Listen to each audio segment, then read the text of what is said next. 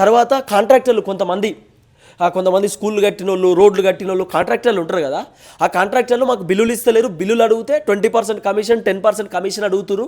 ఇది ఎక్కడ అరాచకం, మాకు బిల్లులు కావాలని చెప్పి వాళ్ళు పోరాటం చేస్తున్నారు. మేము బంద్ ప్రకటిస్తాం, మేము బంద్కు పిలుపునిస్తాం, మేము రోడ్డు మీద ఎక్కుతాం, రోడ్డుకి ధర్నా చేస్తామని వాళ్ళు చెప్తున్నారు. అంటే తెలంగాణలో చిన్నగా తెలంగాణ ఒక్కొక్కటి బంద్ అయ్యేటటువంటి అవకాశం కనబడుతున్నది. తెలంగాణలో అన్ని బంద్ అయ్యేటటువంటి అవకాశం కనబడుతున్నది ఈ వ్యవహారం వల్ల. కాబట్టి ఇవన్నిటిపైన రాష్ట్ర ప్రభుత్వం ఫోకస్ చేయాలి. దుబారా ఖర్చు ఎక్కువైపోయింది.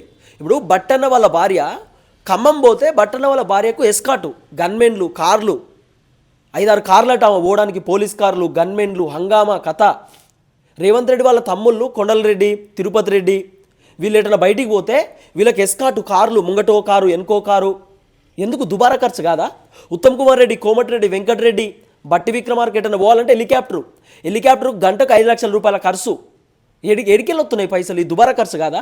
ఈ దుబారా ఖర్చు బంద్ చేసి అదేదో విద్య పైన, వైద్యం పైన ఖర్చు పెట్టుర్రి.